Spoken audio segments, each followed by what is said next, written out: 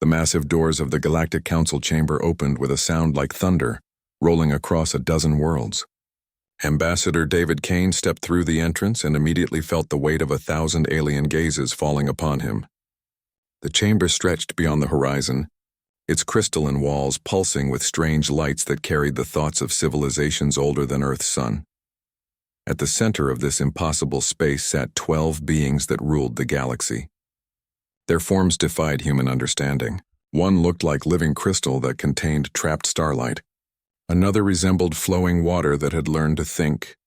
A third appeared to be made of pure energy wrapped in geometric patterns that hurt to look at directly.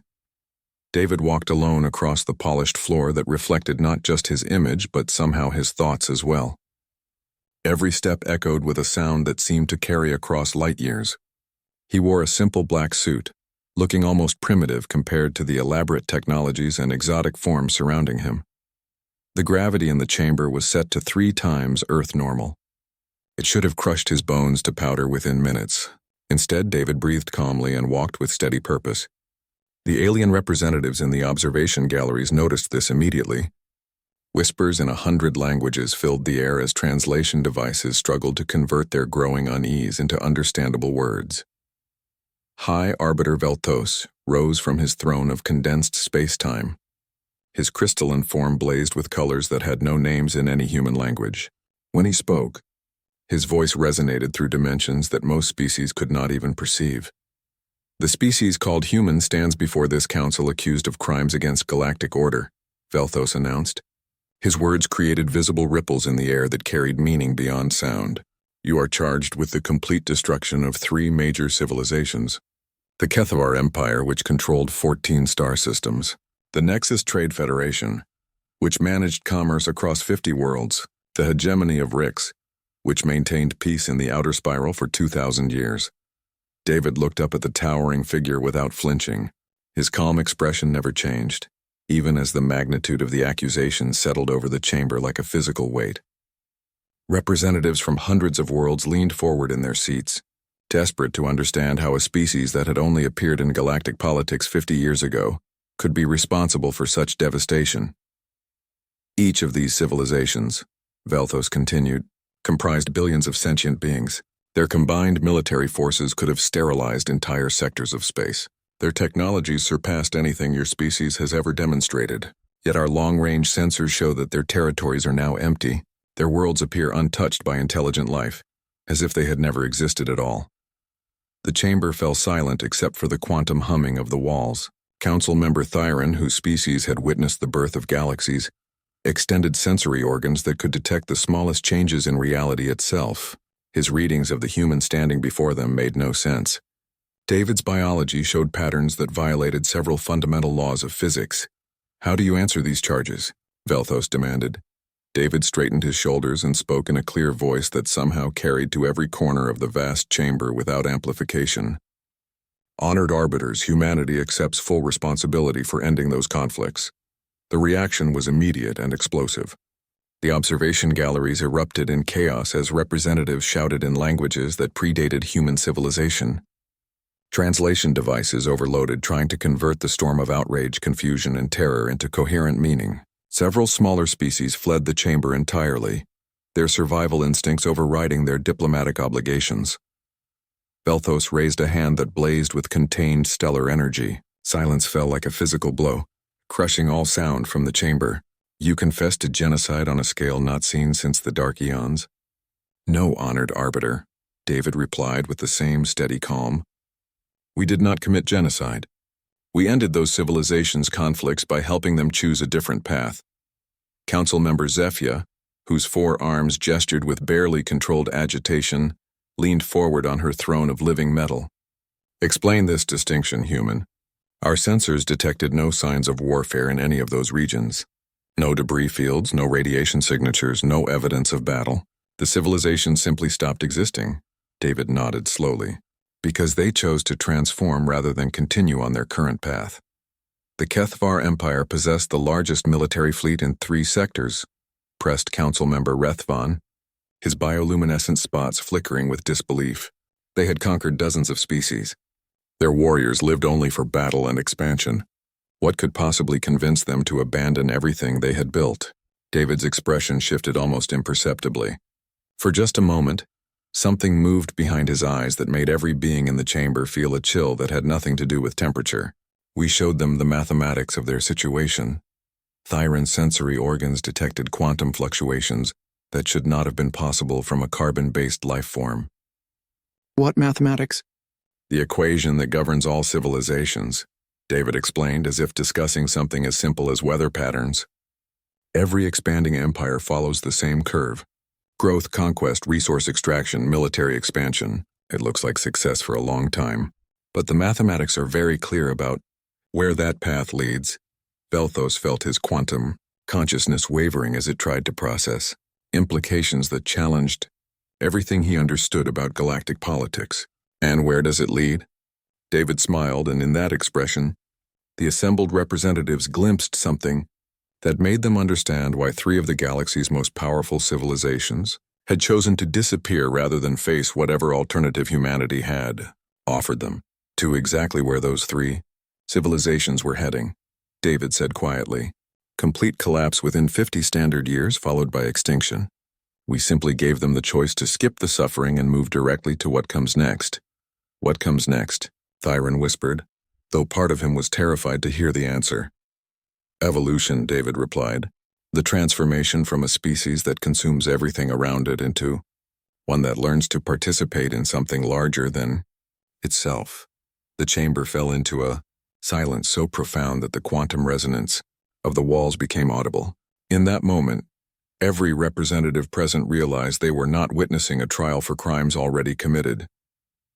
They were witnessing the first phase of humanity's offer to the Galactic Council itself. David looked around the chamber at the 12 beings who ruled the galaxy and the hundreds of species they governed. His next words would either save galactic civilization or end it entirely.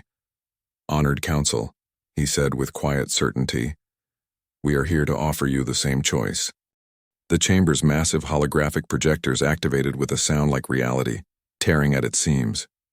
High Arbiter Velthos had decided to examine the evidence directly, summoning the final transmission from the Kethvar Empire recorded just moments before their civilization vanished from galactic sensors. The image that materialized above David Kane made every being in the chamber recoil in recognition. Emperor Krathdok appeared in perfect detail, his massive form still bearing the ceremonial armor that had struck fear into 100 worlds.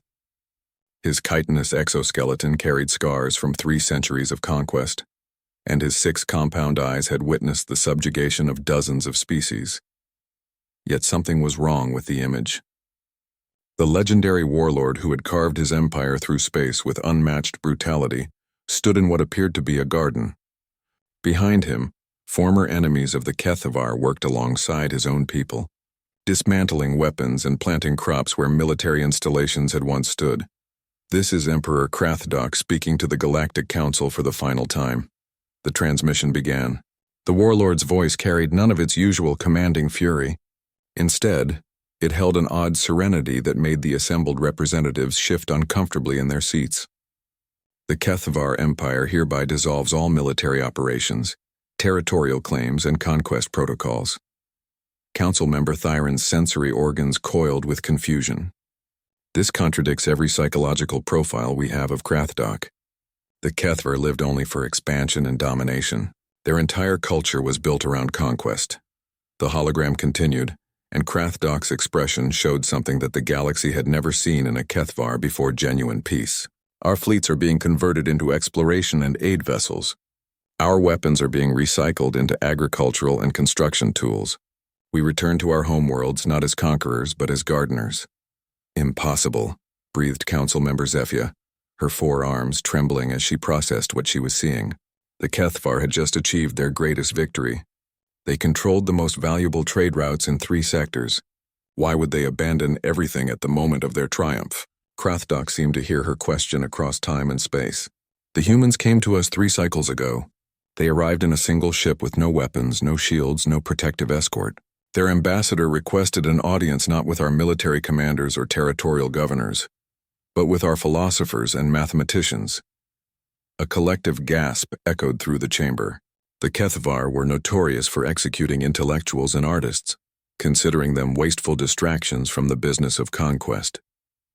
That they had any philosophers or mathematicians left alive was shocking enough. That their emperor would meet with them was incomprehensible. We had kept 12 such individuals alive, Krathdok admitted, his mandibles clicking in what his species used to express shame, hidden away in our deepest archives, forced to work on weapons research. The human ambassador asked to speak with them privately. David Kane remained motionless in the defendant's circle, but those watching carefully noticed his breathing had slowed to an almost meditative rhythm. Whatever was coming in this testimony, he had expected it. The human presented us with an equation, Krathdok continued, a mathematical proof that we initially dismissed as propaganda. It claimed to predict the exact lifespan of any civilization based solely on their expansion and consumption patterns. High Arbiter Velthos leaned forward, his crystalline form brightening with interest and growing dread. What did this equation predict for your empire? Total systemic collapse within 47 standard years, Krathdok replied without hesitation. Not defeat by enemies or resource depletion, but the mathematical impossibility of maintaining our current growth rate.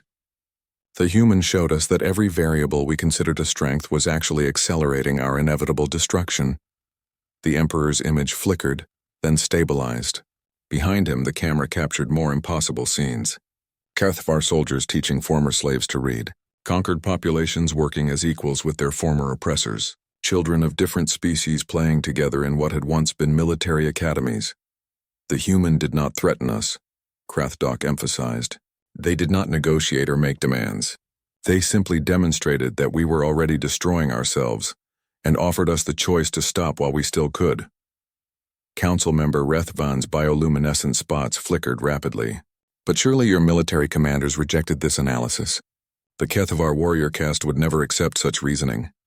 They might have, Krathdok agreed, but the human did something we had never encountered before. They proved their equation by showing us civilizations that had followed our exact pattern throughout galactic history.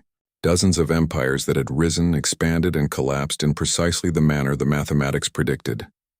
The hologram zoomed out, revealing the full scope of the transformation. Entire Kethvar worlds were being rebuilt according to principles that seemed to prioritize harmony over hierarchy. Former military academies had become centers of learning. Weapons factories had been converted into research facilities dedicated to healing damaged worlds. The human explained that every expanding civilization faces the same choice eventually. Krathdok said, continue the pattern until mathematical inevitability destroys you, or choose to evolve beyond the need for dominance. Thyron extended all his sensory organs, desperate to understand. Evolution to what? To a species that measures success not by what it controls, but by what it creates, Krathdok replied. Not by what it takes, but by what it gives. Not by how many worlds it conquers, but by how many civilizations it helps flourish. The transmission began to fade, but Krathdok's final words carried clearly through the chamber. The humans taught us that true strength comes from knowing when to stop fighting. We chose to end our war against the galaxy and begin our partnership with it instead. As the hologram disappeared, silence fell over the chamber like a physical weight. The implications of what they had witnessed challenged every assumption about power, progress, and civilization itself. David Kane finally spoke, his voice cutting through the quiet with surgical precision. Honored Council, the Kethvar chose to evolve beyond the dominance theorem voluntarily. They saw the mathematics of their situation and decided to transform while they still had the resources and time to manage the transition gracefully. And if they had refused? Velthos asked, though something in his quantum consciousness already suspected the answer. David's expression remained neutral, but his next words carried implications that made the temperature in the chamber seem to drop several degrees. Then they would have experienced the natural conclusion of their expansion pattern in real time, instead of over several decades. The mathematics work regardless of whether a civilization accepts them willingly. You accelerated their collapse, Zefia whispered, her mathematical processors finally grasping the full scope of humanity's capabilities. We demonstrated the inevitable endpoint of their choices, David corrected. The Kethvar Empire was already destroying itself. We simply offered them the option to skip the suffering and move directly to what came after. The chamber erupted in whispered conversations as representatives from hundreds of worlds began urgent communications with their homeworlds. The realization was spreading like quantum entanglement across the galaxy. Humanity did not fight wars in any conventional sense. They simply showed civilizations the mathematical certainty of their own destruction and offered them a choice between slow collapse and immediate transformation. The were Nexus Trade Federation and the hegemony of Rix, Thyron said slowly. They made the same choice? David nodded. Every civilization that encounters humanity receives the same offer. Some, like the Kethvar, choose evolution. Others prefer to experience their natural endpoint quickly, rather than prolonging the inevitable. And now, Velthos said, his voice carrying harmonics of realization that touched every conscious mind in the chamber, you offer this choice to us. High Arbiter Velthos found himself experiencing something that 15,000 years of existence had not prepared him for genuine terror at the implications of a mathematical equation. The crystalline chamber seemed to pulse with anticipation, as every conscious being present waited to see the formula that had convinced 3 galactic civilizations to choose extinction over continuation. Display your equation, human, Velthos commanded, his voice carrying harmonics that touched dimensions most species could not perceive. David Kane gestured with casual precision, and suddenly the air above the defendant's circle shimmered with holographic symbols that hurt to look at directly. But these were not the standard mathematical notations used throughout the galaxy. They seemed to exist in dimensions that the chamber's most advanced projection systems should not have been able to render.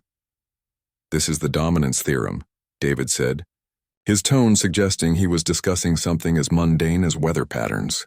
Every civilization that prioritizes expansion and control follows this curve without exception. A red line traced through 3-dimensional space, rising sharply through what appeared to be a golden age of growth and prosperity, then beginning an inevitable decline that accelerated toward complete collapse. The mathematics were elegant in their simplicity and terrifying in their implications. Council member. Zephia's forearms moved frantically as her species' advanced mathematical processing centers struggled to follow the equation's logic. The variables they are interconnected in ways our models never predicted. Population growth, resource extraction, territorial expansion, military investment all create feedback loops that appear beneficial initially.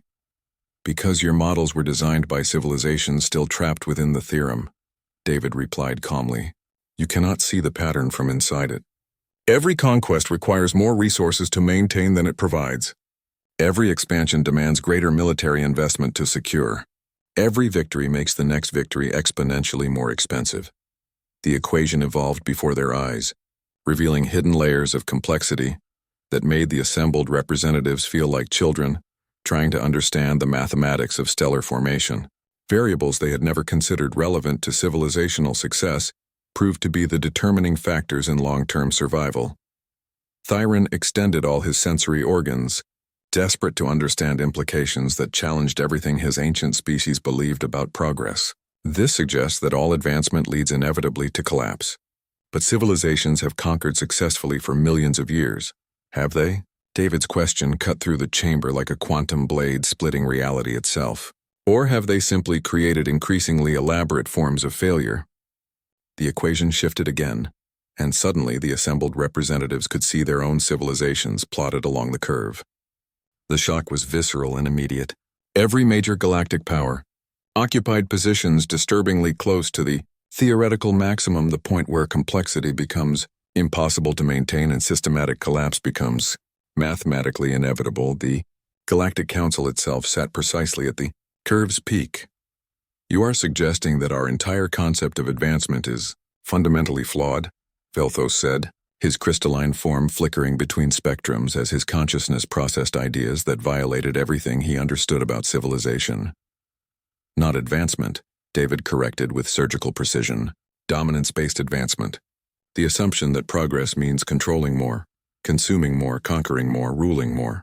This model works brilliantly until it reaches critical mass, at which point it becomes the primary cause of its own destruction. Council member Rethvan's bioluminescent spots pulsed in patterns that indicated severe philosophical distress. But without expansion and control, how does a civilization grow? How does it improve? How does it survive competition from other species? David smiled, and for the first time since entering the chamber, his expression showed genuine warmth rather than diplomatic neutrality. By transcending the need for competition entirely, he gestured again, and a blue line appeared branching off from the red curve at its steepest ascent. Instead of rising toward inevitable collapse, it stabilized into a gentle sine wave that extended infinitely through mathematical space. The synthesis path, David announced. The alternative that every civilization discovers eventually, if they survive long enough to find it. The blue line represented something that challenged the fundamental assumptions of every species present. Instead of growth through dominance, it showed development through integration. Instead of strength through conquest, it demonstrated power through cooperation. Instead of success measured by control over others, it revealed advancement measured by contribution to the whole. This is not theoretical, David continued. Every civilization that has encountered humanity in the past 50 years has been offered this choice. The Kethvar, the Nexus Federation, and the hegemony of Rix chose to transition to the synthesis path voluntarily. Zephia's mathematical processors finally achieved full comprehension of what she was seeing, and the result made her forearms tremble with existential shock. The efficiency gains are exponential. A civilization following the synthesis path could achieve advancement rates that make traditional expansion look primitive by comparison. More importantly, David added, they achieve stability. Synthesis path civilizations do not collapse. They do not exhaust their resources or destroy themselves through internal competition. They evolve continuously without the boom and bust cycles that characterize dominance-based cultures. Thyron's ancient consciousness struggled to process the implications. You claim to have tested this across multiple civilizations?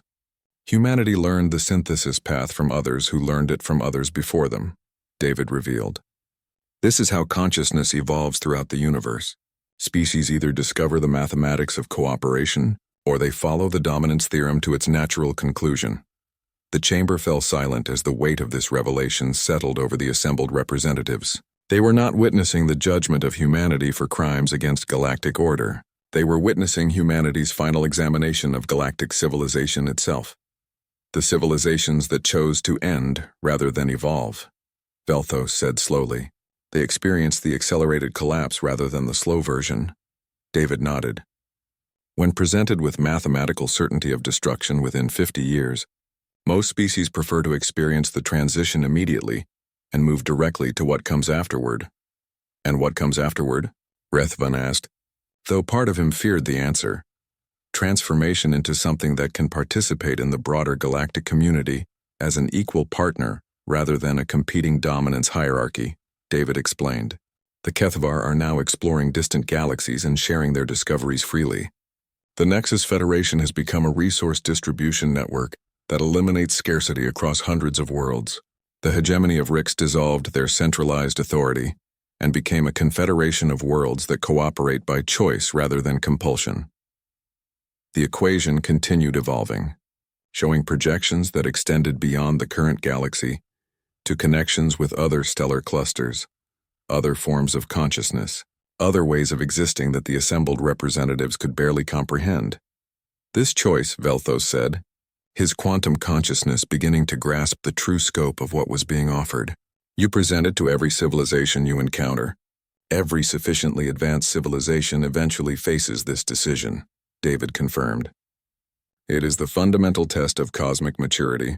Species either evolve beyond the need for dominance, or they remain trapped in cycles of rise and collapse until they destroy themselves entirely. Council member Zephia looked around the chamber at her fellow arbiters, seeing her own growing realization reflected in their expressions. You orchestrated this entire scenario. The charges against humanity, this trial, bringing us together in this chamber, it was all designed to present us with this choice.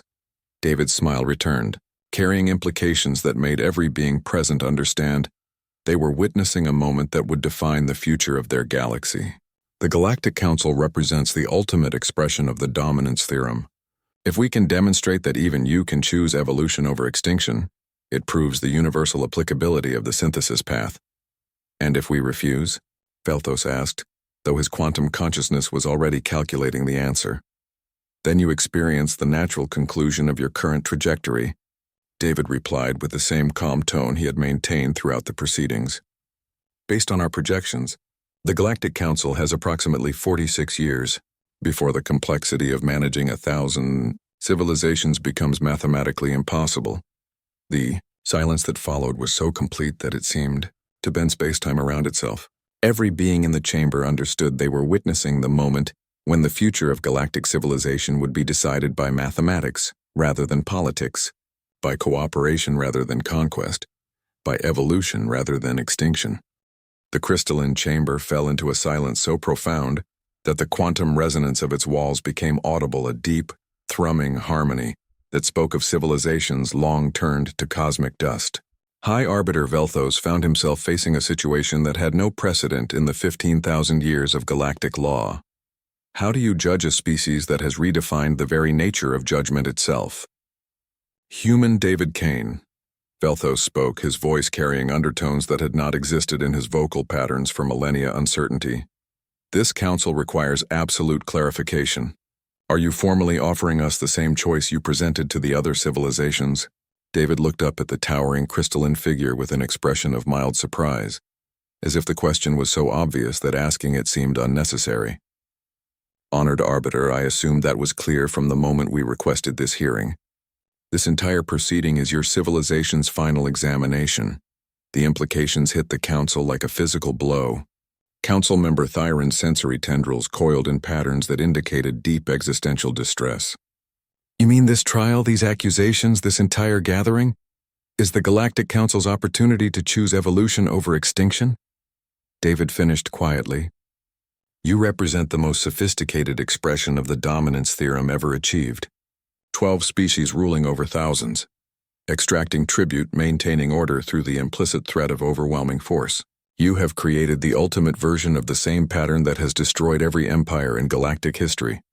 Zephia's forearms gestured frantically as her mathematical processors worked at maximum capacity, running calculations that produced results she had never imagined possible. But the Council maintains peace throughout the galaxy. We prevent wars between member species. We have created the longest period of stability in recorded history by threatening annihilation for any species that refuses to comply with your economic and territorial demands, David observed with clinical detachment. You have not eliminated war. You have simply monopolized violence. That is not peace, it is suspended animation. The chamber's atmosphere processors detected massive biochemical changes in the assembled representatives as the full scope of humanity's strategy became clear. In the observation galleries, delegates from hundreds of worlds began frantic communications with their homeworlds, trying to explain a situation that challenged every assumption about power and politics. Velthos felt quantum fluctuations ripple through his consciousness as he grasped what humanity had orchestrated. The 3 civilizations that chose to end, they were demonstrations. They were proof of concept, David corrected. The galaxy needed to see that there was a genuine alternative to the eternal cycle of rise and collapse. The Kethvar transformed their conquest fleets into exploration and rescue vessels. The Nexus Federation restructured their trade networks into mutual aid cooperatives. The hegemony of Rix dissolved their centralized authority and became a voluntary confederation of autonomous worlds. Council member, Rethavan's bioluminescent spots flickered in patterns that suggested barely controlled panic. You orchestrated this entire scenario. The charges against humanity, the evidence presented, even our decision to hold this trial, all of it, was manipulation designed to force us into this position. David nodded with the same unperturbable calm he had maintained throughout the proceedings. The Galactic Council was always going to be the final test. You represent the ultimate evolution of civilizational dominance. If we could demonstrate that even you could choose transformation over destruction, it would prove the universal applicability of the synthesis theorem. And if we refuse, Thyron asked, his ancient voice carrying harmonics of genuine fear, if we choose to maintain the current galactic order, then you experience the natural conclusion of your current trajectory, David replied with the same tone he might use to discuss lunch arrangements. Our calculations indicate that the Galactic Council has exactly 45 years and 7 months before the complexity of managing 1,000 civilizations becomes mathematically impossible. The economic strain will cause cascading failures among your member worlds. He continued with emotionless precision. These failures will generate rebellions that require increasingly violent suppression. The violence will create more instability, which will demand more resources, which will cause more economic strain. The feedback loop becomes exponential until the entire system collapses into chaos. Zephia's mathematical processors confirmed every element of David's projection with terrifying accuracy. The timeline is precise. We are already seeing early indicators in the outer systems. Resource allocation disputes, compliance irregularities, territorial tensions between member species. All symptoms of a system operating beyond its sustainable parameters, David agreed. You could manage the collapse carefully over 4.5 decades. Or you could choose to transition now while you still have the infrastructure and resources to manage the transformation elegantly. Velthos experienced something his species had never evolved to handle: existential vertigo. What would the synthesis path look like for the Galactic Council? David's expression shifted to genuine enthusiasm for the first time since entering the chamber. Instead of 12 species ruling 1,000, imagine 1,000 species collaborating as equals. Instead of extracting tribute from member worlds, imagine sharing resources based on need and capability. Instead of maintaining order through fear, imagine creating harmony through mutual benefit. The logistical challenges alone would be insurmountable, Thyron protested, his tendrils writhing with anxiety.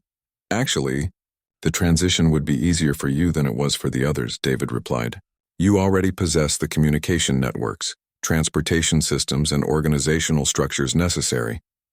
You simply need to invert the power flow from hierarchical control to cooperative coordination. Council member Rethvan stared at the human with growing comprehension. You have already designed the transition protocol. We have run extensive simulations, David confirmed. Phase 1 involves dissolving tributary relationships and establishing mutual aid networks. Phase 2 transitions military forces from instruments of control to cooperative exploration and emergency response services.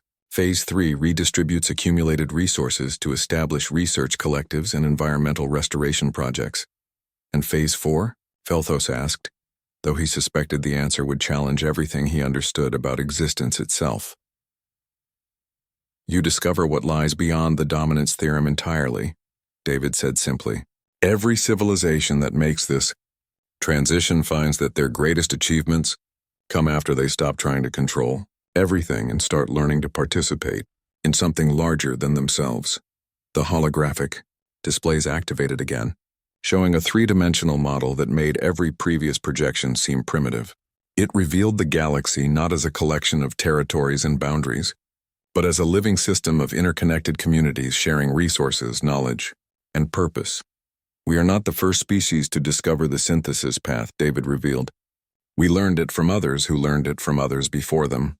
This is how consciousness evolves throughout the universe, by choosing cooperation over domination, harmony over hegemony, creation over consumption. Zephia's processors hummed as they calculated efficiency gains that seemed impossible. The economic advantages would be exponential. We currently spend 60% of our resources maintaining control systems that become unnecessary under the synthesis model. More importantly, David added, you achieve genuine stability. Synthesis path civilizations do not experience boom and bust cycles. They do not exhaust their resources or destroy themselves through internal competition. They evolve continuously without the periodic collapses that characterize dominance-based cultures.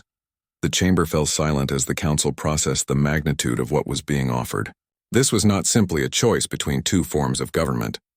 It was a choice between two fundamentally different ways of existing in the cosmos. How long do we have to decide? Velthos asked, though his quantum consciousness was already beginning to calculate the optimal response. David checked a simple timepiece on his wrist, an absurdly mundane gesture in the context of galactic transformation. The mathematics are quite specific on this point. The decision must be made now, while your systems remain stable enough to manage the transition. Wait too long, and the choice becomes academic. The silence that followed seemed to stretch across light years. The fate of galactic civilization hung in the balance, waiting for 12 beings to choose between the certain destruction of everything they had built and the uncertain hope of something they had never imagined possible. High Arbiter Velthos experienced something that his species had thought impossible, the moment when absolute certainty transforms into infinite possibility. His crystalline form pulsed through every spectrum simultaneously as he processed not just the decision before the council, but the revolutionary realization that such a choice could exist at all. Council members, his voice resonated through dimensions that touched every conscious mind in the chamber. I call for an emergency session under protocols that have never been invoked in the history of galactic governance. We face a decision that transcends all previous frameworks of law, politics, and civilization itself. The procedural implications alone should have required months of bureaucratic navigation, but something extraordinary happened. Council member Thyron, whose species had spent eons perfecting the art of careful deliberation, simply said, "I invoke immediate emergency authorization. The question before us operates beyond all existing legal structures." Zephia's forearms moved in patterns that had not been seen in her culture for millennia, the ancient gestures her ancestors used when choosing which star to follow toward a new home among the cosmos. The mathematics are undeniable. Our current trajectory leads to systematic collapse within 45 years. The evidence is overwhelming and the timeline is precise. But the alternative requires us to surrender everything that defines our identity, protested Council Member Rethvan, his bioluminescent spots flickering with patterns that indicated profound philosophical struggle. We would be abandoning the very concept of leadership, of order, of controlled progress. David Kane, still standing calmly in the defendant's circle, spoke into the tension with words that cut through confusion like light through darkness. Honored Council Member, may I suggest that what truly defines you is not your power over others, but your capacity to make choices that benefit all conscious life in the galaxy? The observation galleries had fallen into absolute silence. Representatives from hundreds of worlds watched as their leaders faced a question that would reshape the fundamental nature of interstellar civilization. Velthos extended his quantum consciousness, touching the probability fields that connected all matter in the chamber. Show us exactly what this transformation would look like, human. If we choose the synthesis path, demonstrate the precise mechanics of the transition. David nodded and gestured with movements that seemed to bend space around his fingers. The air above the chamber filled with a holographic model that made every previous display seem primitive by comparison. It showed the galaxy itself, but not as a political map of territories and boundaries, as a living ecosystem of interconnected communities. Phase 1 begins immediately upon your decision, David explained as the model evolved in real time. The tributary relationships between council worlds and member civilizations dissolve. Instead of resource extraction flowing upward to central authority, you establish circular aid networks based on each species' unique capabilities and genuine needs. The model showed trade routes transforming from linear flows of wealth into complex webs of reciprocal exchange that eliminated scarcity while maximizing efficiency. So, 2 involves the transition of military forces, David continued. Instead of instruments of control and threat projection, your massive fleets become cooperative exploration vessels and emergency response systems. The combined defensive capabilities would be unprecedented. No external force could threaten a network that spans the entire galaxy. Thyron's sensory organs detected patterns in the projection that made his ancient consciousness pulse with possibilities he had never imagined. The exploratory potential alone would advance scientific understanding by millennia. Cooperative research across 1,000 species would generate discoveries at exponential rates. Phase 3 addresses resource redistribution, David said as the model showed the Council's accumulated wealth flowing outward to establish research collectives, cultural exchange programs, and environmental restoration projects on worlds damaged by centuries of exploitation. Zephia's mathematical processors hummed with calculations that produced results she could barely comprehend. The economic efficiency gains would be exponential. We currently expend enormous resources maintaining control hierarchies that become completely unnecessary under cooperative coordination. And Phase 4? Velthos asked, though he sensed that the answer would challenge his understanding of existence itself. You discover what lies beyond the dominance theorem entirely, David replied with quiet certainty. Every civilization that completes this transition finds that their greatest achievements come after they stop trying to control everything and start learning to participate in something far larger than themselves. The model expanded beyond the current galaxy, revealing connections to other stellar clusters, other forms of consciousness, Other ways of being that the assembled representatives could only glimpse at the edges of comprehension. This is not theoretical speculation, David emphasized. Every element of this transition has been tested and refined across multiple civilizations. The Kethavar are now exploring distant galaxies and sharing their discoveries freely with any species interested in learning. The Nexus Federation has eliminated resource scarcity across hundreds of worlds. The hegemony of Rix has become a voluntary confederation that achieves coordination through consensus rather than compulsion. Council member Rethvan's bioluminescent spots began synchronizing into patterns that indicated profound philosophical transformation. You are suggesting that cooperation is not just more ethical than domination, but more effective. I am demonstrating that cooperation is the natural evolutionary state of sufficiently advanced consciousness, David replied. Domination hierarchies are a transitional phase that species either evolve beyond or use to destroy themselves. Velthos felt his consciousness expanding as he grasped the full scope of what humanity represented. You learned this from others? Humanity discovered the synthesis path through contact with civilizations that had already made the transition, David confirmed. This is how consciousness evolves throughout the universe. Advanced species either choose cooperation and join the galactic community as equals, or they remain trapped in dominant cycles until they eliminate themselves. The universe is watching, David added quietly, to see which path this galaxy chooses. The weight of that statement settled over the chamber like a physical presence. This was not simply a choice between forms of government. It was a test of cosmic maturity, a determination of whether their entire galaxy was ready to participate in something larger than itself. High Arbiter Velthos looked around the chamber at his fellow council members, seeing his own transformation reflected in their quantum signatures. The mathematics were clear. The choice was obvious. The future was waiting. Council members, he announced, his voice carrying harmonics that reached every conscious being in the chamber and beyond. I call the question. All in favor of initiating immediate transition to the synthesis path? The vote was unanimous. As the decision resonated through quantum fields that connected the chamber to every world in the galaxy, David Kane smiled with genuine warmth. Congratulations, honored arbiters. You have just ended the last war this galaxy will ever fight. The transformation began within hours. Throughout the star systems, military commanders received new orders. Tribute collectors became resource coordinators. Enforcement agencies became cooperative assistance networks. On thousands of worlds, representatives worked together to implement changes that seemed impossible, yet somehow natural. And on Earth, in a quiet office overlooking gardens that had once been military installations, Director Elena Martinez updated humanity's carefully maintained records. Galaxy Classification 47B. Synthesis transition initiated successfully. Estimated completion time, 11.7 standard years. Universal Harmony Index. Optimization in progress. She looked through her window at the stars that were becoming visible in the evening sky. Each point of light represented civilizations learning that the greatest victories were achieved, not through conquest, but through the wisdom to end conflicts before they began.